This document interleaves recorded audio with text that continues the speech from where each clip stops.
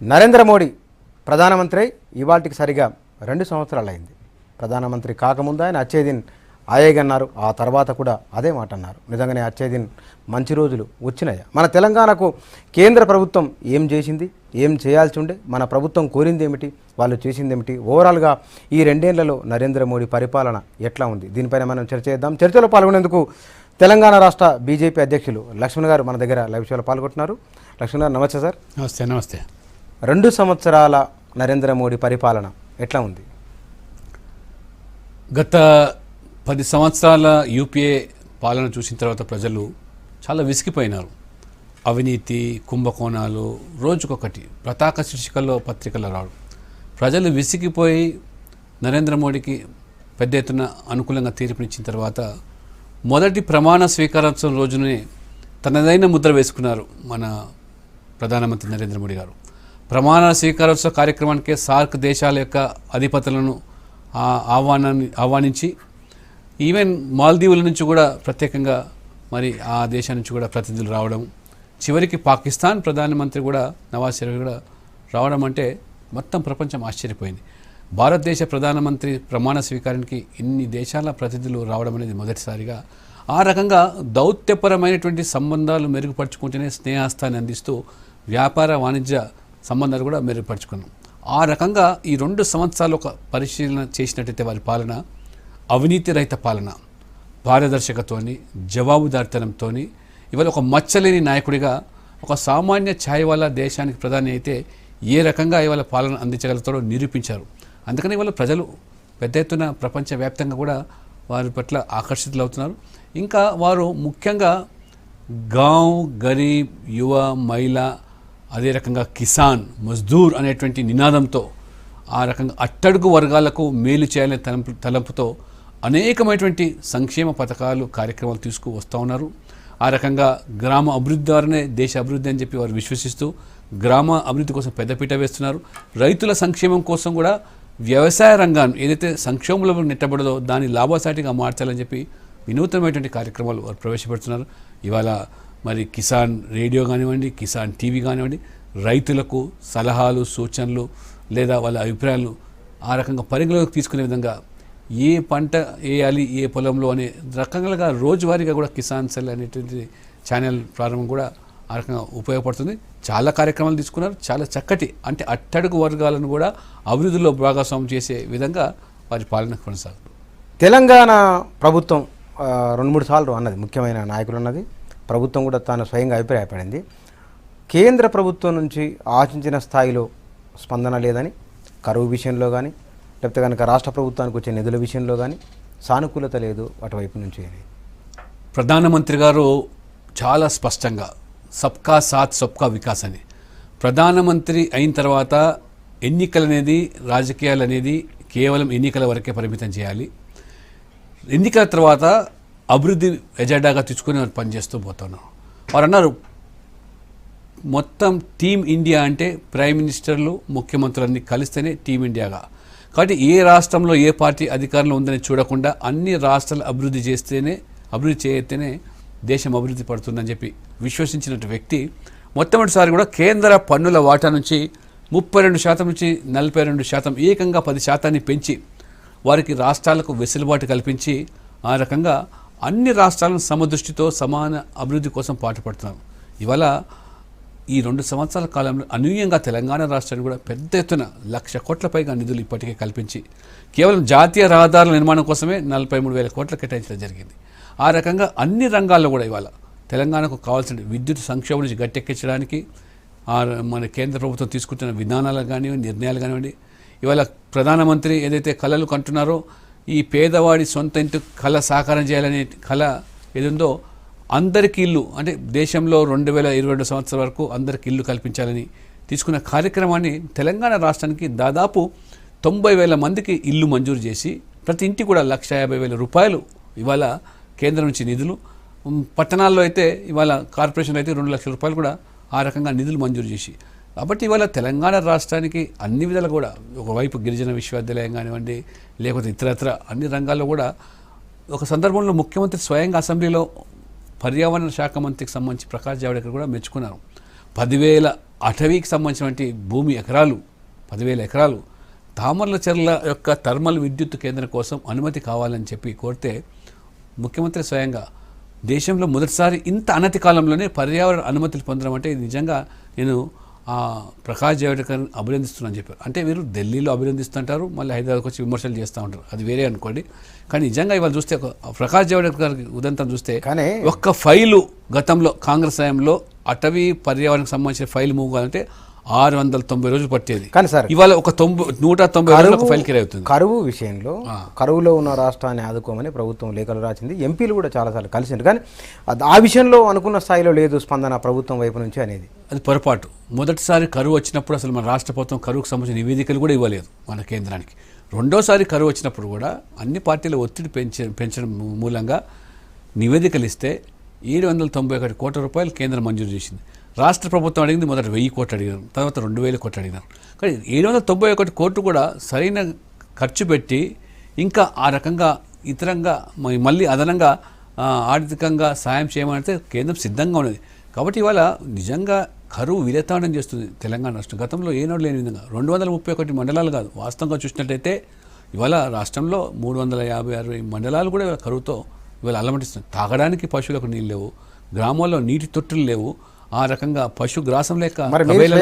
మీరు అధ్యక్షులుగా మీ పార్టీ వాళ్ళని అడిగి మీరని అడిగి ఏమన్నా ఆ ప్రయత్నం జరిగింది? కేంద్రం 791 కోట్లు ఇచ్చిన తర్వాత దాన్ని ఖర్చు పెట్టాల్సిన బాధ్యత రాష్ట్రానికి. ఇచ్చిన డబ్బులు ఖర్చు పెడితే ఇంకా అదనంగా ఇవ్వడానికి కూడా సిద్ధంగా ఉంది. మన ప్రధానమంత్రి స్వయంగా కూడా అన్ని రాష్ట్రాల ముఖ్యమంత్రులు పిలిపించారు.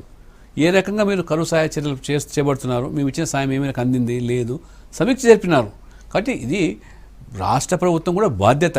ఇవాళ మంత్రులు గ్రామాలకు జిల్లాలకు వెళ్ళి రైతులకు భరోసా కల్పించాల్సింది, రాష్ట్ర స్థాయిలో కూడా సమీక్షలు 1-2 సార్లు జరపాల్సింది. ఇవాళ కరువుకు సంబంధించిన బృందాలు మేము వెళ్ళి తిరిగి మళ్ళీ కనీసం ముఖ్యమంత్రి గారికి మేము వినతి పత్రం ఇస్తామంటే కూడా మాకు సమయం ఇవ్వలేదు. చివరికి గవర్నర్తో మొరబెట్టుకున్నాం, గవర్నర్ సమీక్ష జరిపాడు, కొన్ని చర్యలైనా గవర్నర్ ద్వారా వారు చేపట్టడం జరిగింది. సరే, వరంగల్ నుంచి రంగారావు గారు మీతో మాట్లాడడానికి ఫోన్ లైన్లోకి వచ్చారు. రంగారావు గారు నమస్కారం అండి. నమస్కారం సార్. లక్ష్మణ్ గారు ఉన్నారు, మీరు మీ డౌట్ ఏముంటే అడగండి. లక్ష్మణ్ గారు ఉన్నారు, అడగండి మీరు ప్రశ్న. సార్ నమస్కారం సార్. నమస్కారం నమస్కారం నమస్కారం చెప్పండి. అప్రాజిపల్లి సార్, మాది గూడూరు మండలం నర్సంపేట. సంతోషం సార్. ఇప్పుడు మీరు వచ్చిన వరంగల్ మీటింగ్ కూడా నేను వచ్చాను సార్. సంతోషం సంతోషం. అయితే నేను కూడా ఆ రోజు కొంతమంది కార్యకర్తలను తీసుకొని వచ్చాను సార్. ప్రశ్న అడగండి, మీరు పాయింట్ ప్రశ్న.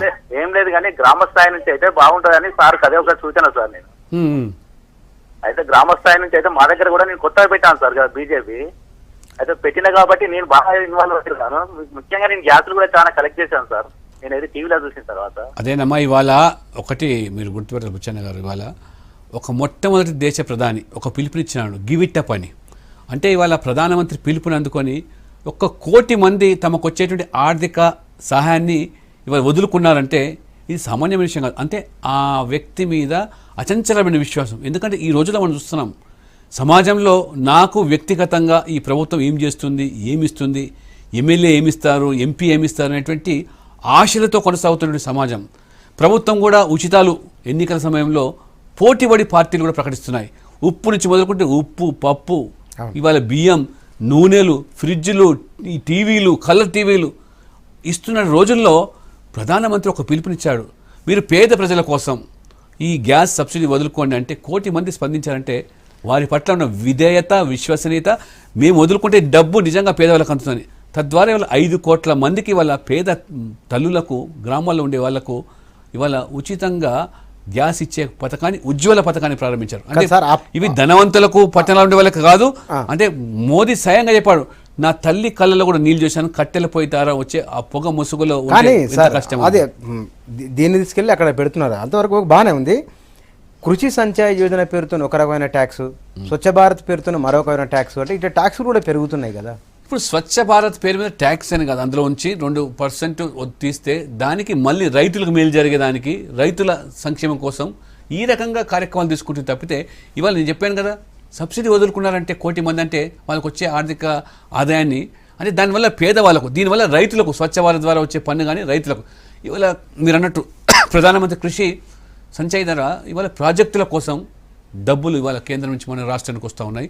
ఇవాళ ఆ రకంగా అనేకమైనటువంటి రైతు సంక్షేమము, మహిళల సంక్షేమము, యువకుల కోసం సంక్షేమ కార్యక్రమాలు తీసుకోరు. అంటే ఇవాళ మహిళలను ఒక ఆరాధక శక్తిగానే కాదు ఆర్థిక శక్తిగా ఎదగాలని చెప్పి భావించి ఇవాళ ముద్రా పథకం ఏదైతే కేంద్ర ప్రభుత్వం వీధుల్లో వ్యాపారాలు చేసుకుని చిన్న వ్యాపారులు ఉంటారు కదా, ఇంతవరకు బ్యాంకులు ఎవరికి అటువంటి వాళ్ళకి అప్పులు ఇవ్వలేదు.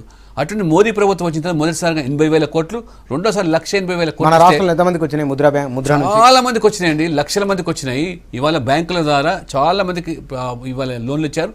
అందులో 79% ఇవాళ మహిళలకే దక్కింది అది. అంటే ఇవాళ మహిళలు పళ్ళ వ్యాపారం, పూల వ్యాపారం, కూరగాయల వ్యాపారం చేసుకునే వాళ్ళకు గతంలో ఏనాడు కూడా బ్యాంకులు అప్పులు ఇవ్వలేదు. ప్రైవేటు వడ్డీ వ్యాపారుల దగ్గర ఉదయం 1,000 రూపాయలు 1,000 రూపాయలకు 900 ఇస్తుంటే సాయంత్రం 1,000 రూపాయలు తీసుకునేటువంటి వడ్డీ వ్యాపారాలు. అంటే వాళ్ళు కష్టపడి సంపాదించిన శ్రమ దోపిడి. అటువంటి అరికట్టి బ్యాంకుల ద్వారా ఇవాళ ముద్ర బ్యాంక్ ఇస్తే ఇవాళ మీరు ఆశ్చర్యపోతారు. ముద్ర బ్యాంకు ద్వారా ఇవాళ కనీసం ఇవాళ ఈరోజు నేను అడిగింది సార్, మన రాష్ట్రంలో తెలంగాణ రాష్ట్రంలో మన రాష్ట్రానికి లక్షల మందికి వచ్చింది. దాని లెక్కలు అన్ని బ్యాంకుల ద్వారా తేయాల్సిందే. ఇవాళ ఉన్న పరంగా గణాంక వివరాలు రాష్ట్రాలుగా మనం లేవు. కానీ ఇవాళ దాదాపు ఇవాళ మరి ఈ జన్ధన్ యోజన కింద 21 కోట్ల మంది ఇవాళ అంటే జీరో బ్యాలెన్స్తోని, అంటే పేదవాళ్ళకు కూడా బ్యాంకింగ్ వ్యవస్థ అందుబాటులో తీసుకురావాలి, చేరువ చేయాలని చెప్పి బ్యాంక్ అంటే ఏదో ధనవంతులకు, పారిశ్రామికవేత్తలకు వాళ్ళకు మాత్రమే అప్పులు ఇస్తాయి. అటువంటిది ఆ బ్యాంకింగ్ వ్యవస్థను పేదవాళ్ళ ముంగిట్లోకి తీసుకొచ్చారు మోదీ గారు. అధికారులు ఇవాళ పరుగులెత్తి పేదవాళ్ళు జీరో బ్యాలెన్స్తో ఖాతాలు తెరిపిస్తే 21 కోట్ల మంది ఖాతాలు తెరిస్తే ఒక చరిత్ర ఇది. 35,000 కోట్లు ఇవాళ బ్యాంకులు జమ చేశారు. ఈ ప్రభుత్వం ఇచ్చే రైతులన్నీ కూడా దళారుల పాత్ర లేకుండా, బెడద లేకుండా నేరుగా ఇవాళ దాదాపు 61,000 కోట్ల రూపాయలు సబ్సిడీలన్నీ కూడా ఆ పేదవాళ్ళకి అందుతున్నాయి. ఇంత బృహత్తరమైనటువంటి పారదర్శకత, ఎక్కడ దళారులు బెడద లేకుండా. అంటే ఆ రకంగా ఇవాళ ఈ ప్రభుత్వం చేసే ప్రతి పనిలో కూడా అమౌంట్ వేస్తున్నారా? ఎవరు? ప్రభుత్వం ఖాతాలు ఓపెన్ చేయించింది. అవును, అందులో నుంచి అంటే ఖాతాలు ఓపెన్ చేసినంత స్పీడు, అంత వేగము అందులో అమౌంట్ వేయడంలో లేదు అనేది.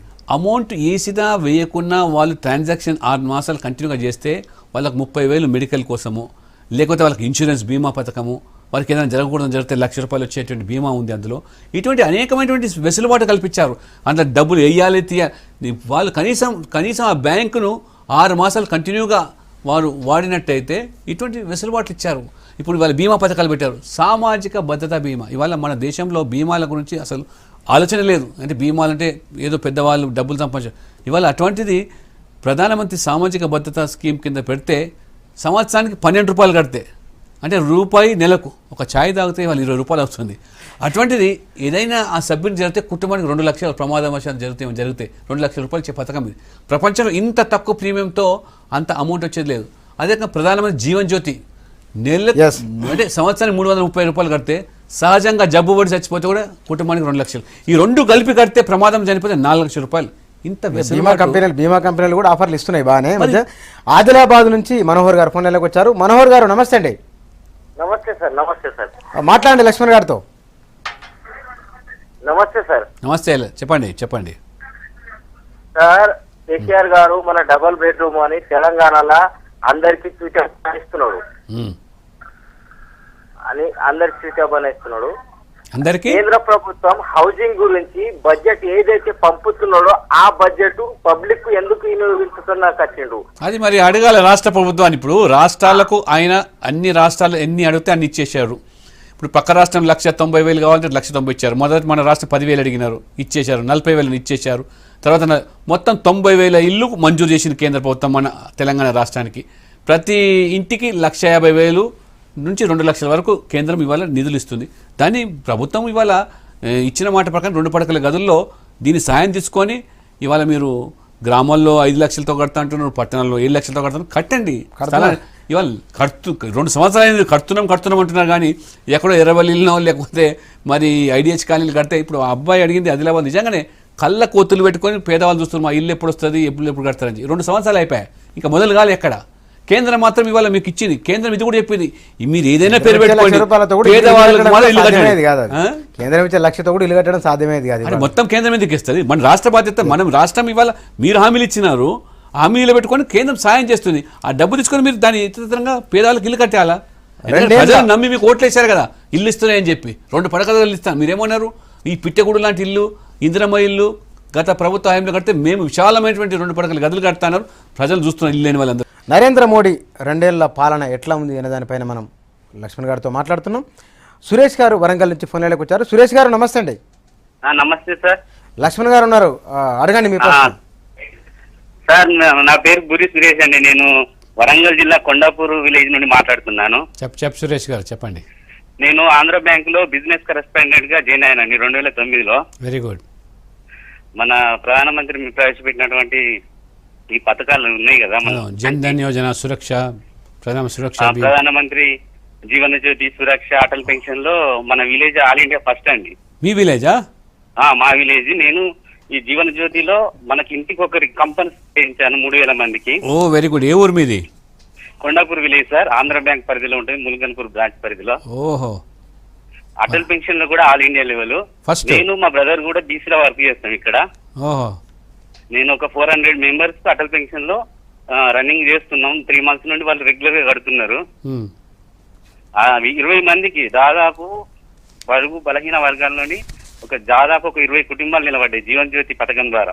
జీవన్ జ్యోతి ద్వారా వాళ్ళకి లబ్ధి పొందినారు 20 కుటుంబాలు, అంటే 40 లక్షలు. 20 కుటుంబాలకు నేను ప్రత్యక్షంగా యాక్సిడెంట్ అయితే 6 lakhs ఇచ్చాను. ఏది మన ఇది జీవన్ జ్యోతి వచ్చాయి 2 లక్షలు, వాళ్ళు బ్యాంక్ లో అకౌంట్ తీసుకున్నందుకు 2 లక్షలు వచ్చినాయి, సురక్ష బీమా ద్వారా కూడా 2 లక్షలు వచ్చినాయి. వెరీ గుడ్ అమ్మా, వెరీ గుడ్. అట్లా ఒక 20 మెంబర్స్ నేను ఇప్పించానండి. ఒకటే ఊర్లో అంటే కొండాపూర్ రామలేట విలేజ్ లో 5 విలేజ్ చూడండి. ఇప్పుడు నా తరపున ఒక 20 మంది ఉన్నాయి, ఇంకా క్లైమ్ లో రన్నింగ్ లో ఉన్నాయి. ఇప్పుడు నేను అదే చెప్తున్నాను. ఇప్పుడు జన్ ధన్ యోజన, సురక్ష బీమా ప్రపంచంలో లేదండి. ఇప్పుడు 12 రూపాయలు కడితే ప్రమాదం చనిపోతే ఆ ఊర్లోనే 20 మందికి 40 లక్షలు వచ్చినాయంటే ఎంత అది సౌలభ్యం ఉంది. నీకు ఏ పాలసీలు, ఏ ఇన్సూరెన్స్ లేవు. అందుకనే ప్రధానమంత్రి చాలా దూరం ఆలోచన చేసి ఒక విజనరీ ఆయన. ఇవాళ మీకు తెలుసా, ఇవాళ నేను మహిళల గురించి చెప్పాను కదా, ఆరాధన శక్తి కాదు ఆర్థిక శక్తిగా ఎదగాలని. ఈ ముద్రలో 79% కాదు. ఇవాళ గర్ల్ స్టూడెంట్స్, అమ్మాయిలు ప్రభుత్వ పాఠశాలకు పోతుంటే ప్రత్యేక టాయిలెట్స్ లేవని చదువు మానేస్తున్నారు. తల్లిదండ్రులు చెప్పుకోలేకపోతున్నారు, టీచర్లు చెప్పుకో. అటువంటి ప్రధానమంత్రి కంపల్సరీ సోషల్ రెస్పాన్సిబిలిటీ కంపెనీలు మీద బాధ్యత వేస్తే ఇవాళ ఒక్క గర్ల్ స్టూడెంట్స్కి మాత్రమే 2,61,000 టాయిలెట్స్ కట్టారు. మొత్తం ఇవాళ దేశం మొత్తం కూడా 1,70,00,000 టాయిలెట్స్ అందరి కోసం ఇవాళ కట్టిన. మరుగుదొడ్లు అంటే స్వచ్ఛ భారత్ కింద మరుగుదొడ్లు, టాయిలెట్లు, ఇవి చిన్న విషయాలు. కానీ చిన్న విషయాలు చిన్న వాళ్ళకి ఎంత లాభం అవుతుంది. వాళ్ళ ఆరోగ్యము, వాళ్ళ ఇవాళ చదువు మానేసినటువంటి పరిస్థితి. ఇవాళ హాజరు శాతం పెరుగుతుంది, అమ్మాయిలది ఉత్తీర్ణ శాతం పెరుగుతుంది. అంతేకాదు ఇవాళ 44 లక్షల గర్భిణీ స్త్రీలకు టీకాలు ఇచ్చే కార్యక్రమం పెట్టారు. పోలీస్ రిక్రూట్మెంట్లో 33% ఉమెన్ రిజర్వేషన్ పెట్టినారు. ఇవన్నీ ఒక విప్లవాత్మకమైన నిర్ణయాలు, ఆలోచనలతో ముందుకు వస్తున్నారు. ఇవాళ కొండాపూర్ గ్రామంలోనే, దేశంలోనే అంటే మనం నిజంగా గర్వపడాలి. నరేంద్ర మోడీ కామన్ మ్యాన్ అని చెప్తున్నారు కదా, కానీ నరేంద్ర మోడీ క్లాస్ పర్సనా, కామన్ పర్సనా? నరేంద్ర మోడీ వల్ల పేదలంటే ఏమిటో తెలుసు ఆయనకు. పేదల కష్టాలంటే అనుభవించిన వ్యక్తి, పేదల గురించి తప్పించే వ్యక్తి. పేదల గురించి తప్పిస్తున్నాడు కాబట్టి ఈ పేద వర్గాలను బ్యాంకింగ్ వ్యవస్థలో తీసుకురావడం కాకుండా వాళ్ళు అందులో భాగస్వామ్యం చేస్తున్నారు. సరే, ఇవాళ కొంతమంది గిట్టని వాళ్ళు, ఒక పేదవాడు ప్రధానమంత్రి అయిపోయినాడు, ఒక ఛాయ్ అమ్ముకున్నాడు ప్రధానమంత్రి అయినాడు, వాళ్ళు మంచి బట్టలు వేస్తే చూసి ఓర్వలేకపోతున్నారు. ఇవాళ ఆయన కోట్ వేస్తే ఈయన సూటు బూట్ అంటున్నారు. అంటే ఇవాళ కాంగ్రెస్ వాళ్ళు కూడా ఓర్వలేనటువంటి గుణం. అంటే ఒక పేదవాడు కష్టపడి ఒక ఛాయ్ అమ్ముకున్న వ్యక్తి దేశానికి ప్రధానమంత్రి అయితే కోటేసుకుంటే, ఈయన కోటేస్తాడా, సూట్ వేస్తాడా, బూట్ వేస్తాడా అంటే ఏమైనా అర్థం ఉందా దాంట్లో? అంటే ఈ కోటు సూటు బూట్ అంటే మీకే పరిమితమా? అదేదో మీ సొత్తా? కాబట్టి ఇవాళ ప్రజలు కూడా దీని మీద చాలా ఇటువంటి విమర్శలను కూడా అసహించుకుంటున్నారు. కాబట్టి ఇవాళ ప్రధానమంత్రి హోదా మనకు కనీసం వివిధ దేశాలు వెళ్తున్నప్పుడు ఆ వ్యక్తిత్వం, ఆ ప్రధానమంత్రి హోదాను కాపాడాల్సిన బాధ్యత. అంతేగాని ఆయనకి ఏమి సొంతంగా ఆస్తులు లేవు, సొంతంగా సంపాదించి కుటుంబానికి ఏదో పెట్టేది లేదు. మిగతా వాళ్ళు మనం చూస్తున్నాం వారసత్వ రాజకీయాలు. 2 నెలల్లో అయితేనో బయటికి ఏం రాలేదు, తర్వాత తెలియదు మరి. కానీ నరేంద్ర మోడీ అంటే బీజేపీలో ఒక పార్టీలో వ్యక్తులు ఉండరు, అది వ్యవస్థనే పనిచేస్తుంది. కానీ మీ నరేంద్ర మోడీ వచ్చిన తర్వాత ఇతనే హోల్ అండ్ సోల్, ఇతని మాటనే వేదం అనేది. ఇతను ఎవరి మాట వినడం లేదు, ఎవరిని కూడా బయటికి రానివ్వడం లేదు అనేది బయట. అన్ని అపోహలు. మాదంతా కూడా సమిష్టి నిర్ణయాలు, సమిష్టి నాయకత్వం. ప్రధానమంత్రి కాబట్టి మాకు నాయకుడు అందరం. ఇప్పుడు జనం ఆదరించిన వ్యక్తి, పార్టీకి మాకు అధ్యక్షులుగా ఉంటారు. అంతమాత్రం ఇప్పుడు నేను అధ్యక్షుని అయితే మాత్రం మొత్తం సర్వస్వం నేను కాదు. నేను 10 మందితో ఆలోచన చేసి నిర్ణయం తీసుకొని అమలు చేయాలి తప్పితే నేను అనుకున్నది చేసేదానికి ఇదేది మా కుటుంబ పాలన కాదు, కుటుంబ రాజకీయం కాదు, ఒక ప్రాంతీయ పార్టీ కాదు, లేదా ఇవాళ ఒక వ్యక్తి మీద ఆధారపడి నడిపించే ప్రసక్తే లేదు. ఇవాళ వ్యక్తులు మారుతూ ఉంటారు, నాయకులు మారుతూ ఉంటారు, కానీ పార్టీ పంతా మారదు, పార్టీ విధానాలు మారదు. ఎంతమంది అధ్యక్షులు చూసామండి ఇవాళ? అటల్ బిహారీ వాజ్పేయి నుంచి మొదలుకుంటే అద్వానీ, ఎంతమంది ఇవాళ అధ్యక్షులు కాగలిగిన అది బీజేపీలో మాత్రమే సాధ్యం. మిగతా పార్టీలో సాధ్యం కాదు అది. మిగతా పార్టీలో వారి కుటుంబ రాజకీయ నేపథ్యం చూస్తారు, ఏ కుటుంబంలోకి వచ్చినారు, వాళ్ళ తండ్రి ఏముండే, వాళ్ళు ఎంపీ ఉండేనా, ఎమ్మెల్యే ఉండేనా, ముఖ్యమంత్రి అని చూస్తుంటారు. ఇక్కడ మాకు అది క్వాలిఫికేషన్ కాదు, కష్టపడి పనిచేసేటువంటి తత్వమే. ఇవాళ నేను ఒక సామాన్య కార్యకర్తను, డివిజన్ స్థాయిలో పనిచేసిన వ్యక్తిని వాళ్ళ రాష్ట్రానికి అధ్యక్షుని కాగలిగిన అంటే అది మా పార్టీలో సాధ్యమది. నా కుటుంబంలో ఎవరు రాజకీయంలో, నా కుటుంబం రాజకీయం నేపథ్యం లేదు. అటువంటి గ్రామీణ ప్రాంతం వచ్చే వ్యక్తి ఇవాళ కాగలిగినాడంటే, ఇవాళ జాతీయ స్థాయిలో కూడా అమిత్ షా ఇవాళ అధ్యక్షుడు అయినంటే అది బీజేపీలోనే అంతర్గత ప్రజాస్వామ్యంలో కార్యకర్తల అభిప్రాయం. సార్, మీ కేంద్ర మంత్రివర్గంలో ఉన్న వారిపైన, పార్టీ ముఖ్య నాయకులపైన డిటెక్టివ్లు ఉన్నారు అనేది ఇవన్నీ కూడా ఇప్పుడు ఒకటి చాలా స్పష్టంగా ప్రధానమంత్రి ప్రజలు మన మీద చాలా ఆశలు పెట్టుకున్నారు. ఇంత బ్రహ్మాండమైనటువంటి సొంతంగా మెజారిటీ కల్పించారు 282. మొత్తం స్వాతంత్రం తర్వాత కాంగ్రెసేతర ప్రభుత్వం ఇవాళ ఒక పార్టీకి అనుకూలించినప్పుడు అది బాధ్యత. అందుకనే ఇవాళ ఆయన అవినీతికి ఆమడ దూరంగా అందరూ ఉండాలి, ఈ ప్రభుత్వం పనిచేయాలని కోరుకుంటున్నారు. ఆ రకంగానే జరుగుతుంది కాబట్టి ప్రజలు ఇవాళ ఆదరిస్తున్నారు. ఇవాళ మీరు చూడండి, అంతకుముందు మీ బొగ్గు కుంభకోణం, 2G స్పెక్ట్రమ్ కోణం, లక్షల కోట్లు ఇవాళ లక్షల కోట్లు ఆదా అవుతున్నాయి, ప్రజలు ఖర్చు పెడుతున్నాడు, బ్యాంకులో జమ అవుతున్నాయి, ప్రజలు ఇవాళ సంతృప్తి ఉన్నది. అంతకుముందు ఇవాళ వేలమంతా కూడా ఏంది, ఇవాళంతా కూడా ట్రాన్స్పరెంట్గా ఆన్లైన్లో.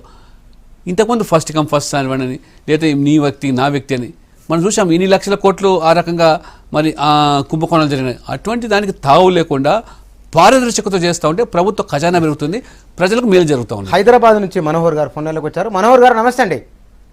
నమస్కారం అన్న. నమస్తే, లక్ష్మణ్ గారితో మాట్లాడండి. నమస్కారం మనోహర్ గారు, చెప్పండి. లక్ష్మణ్ గారు నమస్కారం. చెప్పండి మనోహర్, చెప్పు అన్న. నేను హైదరాబాద్ జనతా నగర్ మూసాపేట నుంచి మాట్లాడుతున్నానా. చెప్పండి అమ్మా. అన్న ఏం లేదన్న, మన జనతా పార్టీ, నేను ఎన్నో నెలల నుంచి జనతా పార్టీలో పనిచేస్తున్నాను. కాకపోతే ఏంటంటే పూర్వం ఉన్న వైభవం ఇప్పుడు తేలేకపోతున్నాం మనము.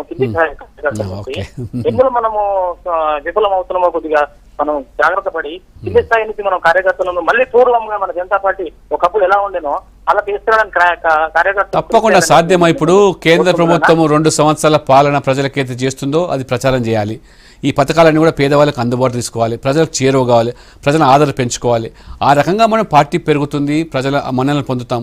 అంతేగాని ఇవాళ మనము మన ప్రభుత్వం చేసే కార్యక్రమాలు ప్రజలకు ఇవాళ అందుబాటులో లేకపోతే, ఆ కార్యక్రమాలు ప్రజలకు తీసుకోకపోతే ఆదరణ పెరగదు. ఇవాళ ఈ సామాజిక భద్రత పథకాలు కానివ్వండి, రైతు కోసం తీసుకునే కార్యక్రమాలు కానివ్వండి, గ్రామ అభివృద్ధి వల్లనే దేశం అభివృద్ధి చెందుతుందని చెప్పి గ్రామీణ ప్రాంతానికి పెద్దపీటలు వేసిన ఇవన్నీ విషయాలు మనము కార్యకర్తలుగా ప్రజలు భాగస్వాములు చేస్తూ ఆ రకంగా చేస్తే ఖచ్చితంగా ప్రజలు మన వైపు వస్తారు, ప్రాణం వైపు మొగ్గు చూపుతారు. లక్ష్మణ్ గారు, ఇంతకుముందు ప్రధానమంత్రులు ఎవరు లేని విధంగా ఈయనకు చాలా ప్రత్యేకతలు ఉన్నాయి. అందులో ఇది ఒకటి.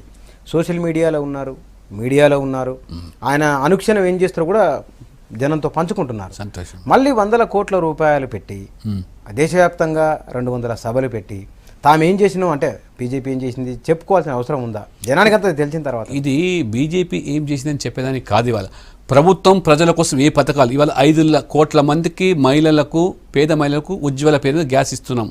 ఇది మీరు అందుకోండి, తీసుకోండి, ఇది ఉందా లేదా, ఎందుకంటే వాళ్ళ దాకా పోనిస్తలేరు. వాళ్ళు దళారుల పాత్ర ఇన్ని రోజులు పెంచి పోషించినారు కాబట్టి ఆ పేదవాళ్ళ పేరు మీద వీళ్ళే దండుకుంటున్నారు. అటువంటి జరగకుండా ఉండేదానికి మనం గతంలో రాజీవ్ గాంధీ స్వయంగా చెప్పినాడు, కేంద్రం ₹1 విడుదల చేస్తే కింది స్థాయి వరకు 15 పైసలే మిగులుతుంది, 85 పైసలు కాజేస్తున్నారన్నారు. కాబట్టి ఇవాళ మోదీ గారి ఆలోచన రూపాయికి ఢిల్లీ నుంచి వస్తే అది ఇవాళ కొండపూర్ గ్రామం వరకు కూడా రూపాయి ఆ పేదవాళ్ళకి చెందాలి, సమాజంలో చిట్ట చివరి వ్యక్తికి అందే విధంగా ఉండాలనే దృక్పథంతో ఇవాళ ఈ పథకాలు మనం ఇన్ని పెట్టాము 2 సంవత్సరాల్లో. పేద ప్రజల కోసం, రైతుల కోసం, రైతు సంక్షేమం కోసం, యువకుల కోసం, దళితుల కోసం వాళ్ళకు చేరువగండి, వాళ్ళకి చెప్పండి, వాళ్ళ పథకాల్లో భాగస్వామ్యం చేయండి, అభివృద్ధిలో వాళ్ళని కూడా ఇలా మిళితం చేయండి, అభివృద్ధిలో భాగస్వామ్యం చేయండి. అభివృద్ధి పేరు మీద దళారులు బాగుపడకూడదు, అసలు అర్హులైన పేదవాళ్ళు బాగా. ఇవాళ ఇల్లు లేని పేదలు ఎవరు ఉన్నారో వాళ్ళని గుర్తించండి, వాళ్ళకి మనం ఇచ్చే సాయం చెప్పండి, వాళ్ళని అందుబాటులో తీసుకురండి. ఈ రకమైన కార్యక్రమం ప్రచారమే తప్పితే ఇదేదో ఇవాళ ఎన్నికలు కాదు, లేదా ఓట్ల కోసం కాదు. కాబట్టి అర్హులైన వాళ్ళందరికీ సమాచారం పోవాలి, పారదర్శకత ఉండాలనే ఉద్దేశం. కాదు సార్, మీరేమో కుటుంబ వారసత్వాలు లేకుండా రాజకీయాల్లోకి వచ్చిన బీజేపీకి అవకాశం ఇచ్చిందని అంటున్నారు. కానీ బీజేపీ అధికారంలోకి వచ్చిన తర్వాత రిజర్వేషన్ల అంశాన్ని మరొకసారి తెరపైకి తీసుకొచ్చింది. ఇది ఉంచాలనా తీసేయాలనా, దీనిపైన చర్చ చేస్తామని ఆర్ఎస్ఎస్ అన్నది, బీజేపీలో కొంతమంది మంత్రులు అన్నారు, ప్రభుత్వంలో ఉన్న వాళ్ళు అన్నారు. అది వాస్తవం కాదు, ఉట్టి ప్రచారం, మీడియా సృష్టి మాత్రమే. ఇవాళ నిజంగా ఈ 69 సంవత్సరాల స్వాతంత్రం వచ్చిన తర్వాత కూడా ప్రధానమంత్రి గారు ఈ దేశంలో ఉన్నటువంటి ఎస్సీ ఎస్టీలు వాళ్లకు నిజంగా వాళ్ళ సంక్షేమం కోసం ఆలోచించి ఎంతసేపు వీరు ఉద్యోగాల కోసం వెంపర్లాడకూడదు, నాకు ఉద్యోగం ఇస్తావని, చదువుకున్నాను బాగుపడతానని యువకులకు వాళ్ళకు నైపుణ్యతమైన శిక్షణ ఇచ్చి స్కిల్ డెవలప్మెంట్ ఇచ్చి వాళ్ళని కూడా ఆ స్థాయికి ఎదిగి ఇవాళ వాళ్ళందరూ కూడా ఉద్యోగం వెంపర్లాడేట కాదు, మీరు 10 మందికి 100 మందికి ఉద్యోగాలు ఇచ్చే పారిశ్రామికవేత్తలుగా తయారు కావాలని చెప్పి ఒక మంచి సంకల్పంతో ఎస్సీ ఎస్టీ మహిళల కోసం స్టాండప్ ఇండియా అనే ప్రోగ్రాం తీసుకొని దేశవ్యాప్తంగా కూడా 1,25,000 బ్యాంకులు ఉన్నాయి, ఆ బ్యాంకుల బ్రాంచ్లు ఉన్నాయి. ప్రతి బ్యాంకు కూడా విధిగా ఇద్దరికి ఈ పరిశ్రమలు స్థాపించడానికి అప్పులు ఇవ్వాలి. అప్పులు ఎంత?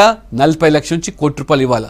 ఆ రకంగా ఈరోజు ఈ 2-3 సంవత్సరాల లోపలే 2,50,000 మంది పారిశ్రామికవేత్తలను ఎస్సీ ఎస్టీలను తయారు చేయడం అంటే ఇది గొప్ప ఆలోచన, గొప్ప విషయం. ఎంతసేపు ఈరోజు ఈ కులాల తగాదాలు పెట్టి రాజకీయ పబ్బం గడుపుకొని రిజర్వేషన్లు అంశాన్ని లేకున్నా ఉన్నా తెర మీద తీసుకొచ్చి ఈ రకంగా అంటే అభివృద్ధి ఎజెండా నుంచి పక్కదో పట్టించడానికి అనేక కుయుక్తులు పన్నుతున్నారు. కానీ నరేంద్ర మోడీ గారు మాత్రం మొక్కవోని ధైర్యంతో సూటిగా అభివృద్ధి ఎజెండా.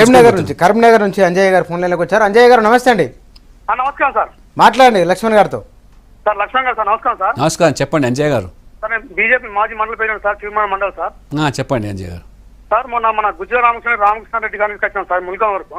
ఓకే సార్ డబ్బులు మన 2 లక్షల రూపాయలు ఇస్తారు సార్ మన కేంద్ర గవర్నమెంట్. అవును సార్ టీఆర్ఎస్ కార్యకర్తలు గుజ్జల రామకృష్ణారెడ్డిని మీకు అర్జున్ రావు సార్ సార్ చెప్పులు చీపులు పట్టుకుని అడ్డం తిరిగి సార్ మాకు ఇక్కడ. ఎవరు?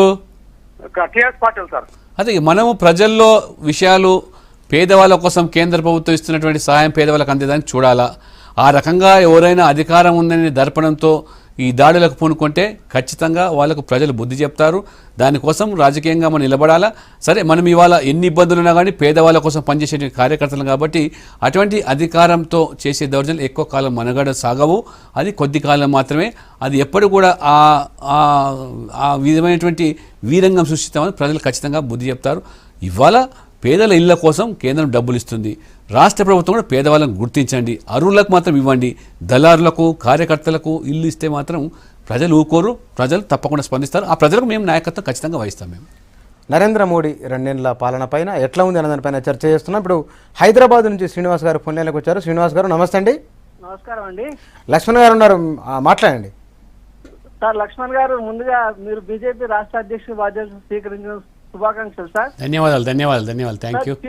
చిన్న క్వశ్చన్ సార్. చెప్పండి.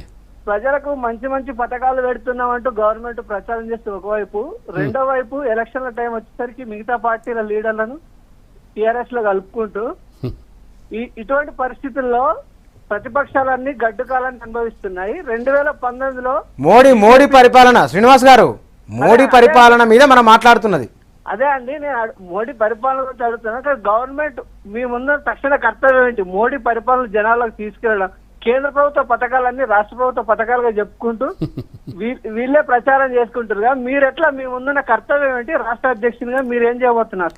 తప్పకుండా శ్రీనివాస్ గారు, మీరు మంచి ప్రశ్నని అడిగినారు. వాస్తవంగా అధికార పార్టీ ఆ రకమైన చేయడం మంచిది కాదు. ఇతర పార్టీల మీద గెలిచిన వాళ్ళని పార్టీ ఫిరాయింపులు చేసి బలాన్ని పెంచుకోవడం అనేది ప్రజలకి ఏం రుచించడం లేదు. శ్రీనివాసే కాదు, చాలామంది కూడా మనసులో ఉంది. అది అర్థం చేసుకోవాలి వాళ్ళు కూడా. బీజేపీలో కూడా చాలామంది. సరే, ఇప్పుడు కేంద్ర ప్రభుత్వం సంబంధించినటువంటి నిధులు అది బాధ్యతగా మేము ఇస్తున్నాం.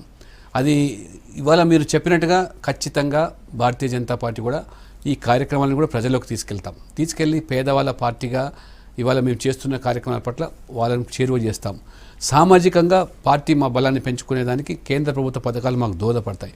మా ఆలోచన కూడా ఇవాళ దాదాపు 8 బృందాలు ఇవాళ ముచ్చన్న గారు కేంద్ర మంత్రులు తిరుగుతున్నారు తెలంగాణ రాష్ట్రంలో. అంటే 16 మంది కేంద్ర మంత్రులు వస్తున్నారు. ఈ 2 సంవత్సరాల మోదీ పాలన వల్ల గ్రామాల్లో, రైతుల్లో, మహిళల్లో, యువకుల్లో ఇంకా చైతన్యం తీసుకొచ్చి వాళ్ళను ఈ అభివృద్ధిలో భాగస్వామ్యం చేయాలనేటువంటి. రేపు మహబూబ్నగర్కు ఛత్తీస్గఢ్ ముఖ్యమంత్రి రమణ్ సింగ్ గారు నేను వెళ్తున్నాం. అక్కడ భారీ సభ పెడుతున్నాం, మా కార్యక్రమాలు చెప్తున్నాం. మీరందరూ కూడా ముందుకు రండి, సహకరించి ఈ పథకాలు అందుకోండి. ఈ రకంగా అంటే సమాజంలో ఉండే చివరికి వ్యక్తి కూడా ఈ ప్రభుత్వం యొక్క ప్రగతి ఫలాలు అందజేయాలనే సంకల్పం ఖచ్చితంగా భారతీయ జనతా పార్టీ కూడా కార్యకర్తలు ఊరూరా తిరుగుతారు. అందుకని మేము తీసుకున్నాం నిదానం, పల్లె పల్లెకు బీజేపీ, ఇంటింటికి మోదీ విధానాలు, అది మోదీ పథకాలు. ఈ రకంగా మేము పల్లెల్లోకి వెళ్తాం. అందుకనే ఇవాళ అభివృద్ధి చెందుతున్నటువంటి ఈ యొక్క దేశం యొక్క మరి వాస్తవ విషయాన్ని కూడా మోదీ హయాంలో జరుగుతున్నటువంటి ఈ అభివృద్ధి కార్యక్రమాలను ప్రజలకు మేము తీసుకెళ్లే ప్రయత్నం చేస్తాం. గజ్వేల్ నుంచి శ్రీనివాసరెడ్డి గారు ఫోన్ లైన్లోకి వచ్చారు. శ్రీనివాసరెడ్డి గారు నమస్తే అండి. Sir good evening sir. Good evening. Good evening. మాట్లాడండి లక్ష్మణ్ గారితో. సార్ అన్న నమస్తే అన్న. నమస్తే అన్న. నమస్తే, చెప్పండి మీ పేరు? శ్రీనివాసరెడ్డి అన్న. నా పేరు శ్రీనివాస్ రెడ్డి, మాది అలరాజ్పేట జగదీపూర్ మండల్ సార్. చెప్పు శ్రీనివాసరెడ్డి గారు. అలీరాజ్ సార్. నమస్కారం సార్. నమస్కారం. నమస్తే. మోడీ పాలన 2 ఏళ్ల పాలన చాలా అద్భుతంగా ఉంది సార్. యావత్ ప్రపంచ దేశము మన మోడీ పాలన గురించి యావత్ చూస్తున్నారు. కానీ ఇక్కడ గవర్నమెంట్ రైతులకు మన ఫలాలు బాగా అందుతున్నాయి. గారు మీ ప్రశ్న ఏమైనా ఉందా? చెప్తాను. ఉన్న రైతుల సమస్యలు ఏంటంటే రైతులకు అందుతలేవు సార్. ఉన్న రుణమాఫీ మొత్తం చేయలేదు. దాని గురించి మన గవర్నమెంట్ పట్టించుకోవాలి సార్. ఇక్కడ రాష్ట్ర ప్రభుత్వము మీరు అధ్యక్షుడు అయినాక చాలా సంతోషం ఉంది సార్ మాకు ప్రభుత్వం. కానీ రైతులది చాలా మీదికి గారడి చేసి మీరు తప్పకుండా శ్రీనివాసరెడ్డి గారు నిజంగా అంటే ప్రజలు రైతులకు రుణమాఫీ విషయంలో ₹1,00,000 రుణమాఫీ చేస్తామని చెప్పింది ప్రభుత్వం చేయలేకపోతుంది. వాయిదాల పద్ధతి ఇవ్వడం వల్ల రైతులకు మేలు జరగడం లేదు, కొత్తగా అప్పులు పుట్టలేవని చెప్పి ఆవేదన వ్యక్తం చేస్తున్నారు. ఖచ్చితంగా మేము ఈ ప్రభుత్వం ఇచ్చినటువంటి హామీలు నెరవేర్చాలని మేము ఒత్తిడి పెంచుతాం, ప్రజాసమేతంగా ఉద్యమాలు చేస్తాం, కేంద్రం ఇచ్చేటువంటి సహాయాన్ని అందుకొని రైతులకు ఇంకా చేరువ చేయాలి. ఇవాళ నిజంగా ఇప్పుడు వారు చెప్పినట్టుగా ఇవాళ ఈ రైతులకు సంబంధించినటువంటి కేంద్ర ప్రభుత్వం మొదటిసారిగా ఈ నీమ్ కోటెడ్ యూరియా అని అంటే వేప పూసినటువంటి యూరియా అంటే గతంలో యూరియా మీద వచ్చే సబ్సిడీ అంతా కూడా ఈ పెద్ద పెద్ద పారిశ్రామికవేత్తలు రైతులకు వచ్చేదాన్ని వ్యవసాయానికి ఉపయోగం లేకుండా అన్నీ వాళ్ళు తన్నుకుపోయేవాళ్ళు. అంటే వృధా అయిపోయింది. కొన్ని వేల కోట్లు సబ్సిడీ రైతులకు అందకుండా పారిశ్రామికవేత్తలు ఆ కంపెనీలో వాళ్ళు వాడుకొని ఫర్టిలైజర్స్ కెమికల్స్ తయారు. దాన్ని నివారించడానికి మోదీ ఒక గొప్ప ఆలోచన చేసి ఈ నీమ్ కోటెడ్ యూరియా అంటే అది పరిశ్రమలకు ఉపయోగం లేకుండా కేవలం వ్యవసాయానికి ఉపయోగపడంగా చేయడం వల్ల కొన్ని వేల కోట్ల రూపాయలు ఆదా అవుతుంది. ఇవాళ రైతులు కూడా యూరియా కొరత లేకుండా నిశ్చింతంగా ఉంటున్నారు. కాబట్టి ఇవాళ ఈ రకంగా ప్రభుత్వాలు చెప్పిన దానికి చేసేటట్టు ఉండాలి, కానీ చెప్పింది కూడా చేస్తుంది, కానీ చెప్పింది చేయకపోతే ఇటువంటి ఆవేదన వ్యక్తమవుతుంది. లక్ష్మణ్ గారు, నరేంద్ర మోడీ మీరు ఇందాకన్నది అవినీతి లేదు, ఆ ప్రస్తావన లేదంటున్నారు, కానీ నరేంద్ర మోడీ కార్పొరేట్లకు అనుకూలంగా నిర్ణయాలు తీసుకుంటున్నారు అనే ఒక విమర్శ, అది ఒక అపోహ, తప్పుడు ప్రచారం మాత్రం. ఇవాళ skill India, make in India, digital India అంటే యువతను వాళ్లకు నైపుణ్య శిక్షణ ఇచ్చి వాళ్ళను కూడా ఇవాళ ఒక ఐటీ రంగంలో ముందు తీసుకుపోయే ప్రయత్నం. అంటే ఏది అయినా ఇవాళ మనకు ఉన్నటువంటి ఈ మానవ వనరుల ఏదైతే ఇవాళ ఉన్నదో సంపద, ఆ సంపదని ఇవాళ ప్రపంచంలో ఎక్కడ లేదు. అటువంటి వాళ్లకు ఇవాళ దాదాపు 50% పైగా జనాభాలో ఇవాళ యువకులు ఉన్నారు మన దేశంలో. వాళ్లకు ఇవాళని కూడా ఇటువంటి శిక్షణ ఇచ్చి వాళ్ళను ఉపాధి అవకాశాలు తీసుకొచ్చి ఆ రకంగా ఉత్పత్తి రంగాన్ని పెంచడానికి దోహదపడుతుంటే ఆ రకంగా ఈ ప్రచారాలు ఏదైతే ఉందో అది పూర్తిగా కేవలం గిట్టని వాళ్ళు చేస్తున్న ప్రభుత్వం. ఇవాళ ఐటీ హబ్గా హైదరాబాద్ మారుతుందంటే కేంద్ర ప్రభుత్వ విధానాలు, మోదీ విధానాల వల్ల.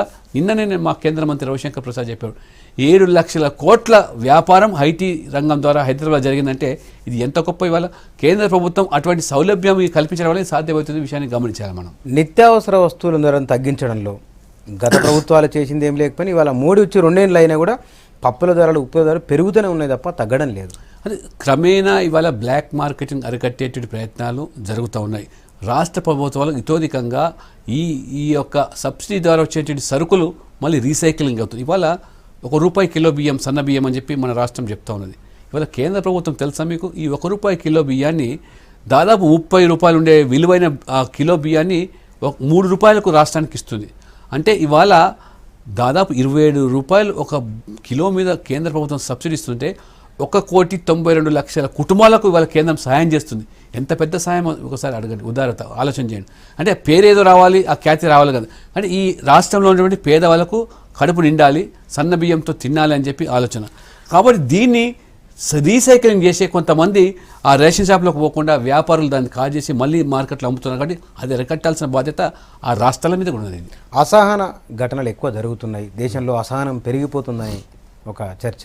అంటే ఇది కొంతమంది వామపక్షాలు లేదా కాంగ్రెస్ వాళ్ళు, అంటే వాళ్ళ కాంగ్రెస్ను ప్రజలు తిరస్కరించిన తర్వాత, అధికారానికి దూరం ఉన్న తర్వాత వాళ్ళకి ఏమీ పొద్దుపోవట్లేదు, అర్థం కావట్లేదు. అంటే కనీసం ప్రతిపక్ష హోదా కూడా ఇవ్వలేని తీర్పుని ఇవాళ ప్రజలు ఇచ్చారు. అంటే వాళ్ళ పాలన మీద అంత విసిగిపోయినారు. ఇవాళ మోదీ ప్రభుత్వం ఇంతసేపు అజెండా, పారదర్శక పాలన, అవినీతి రహిత పాలన జరుగుతుంది.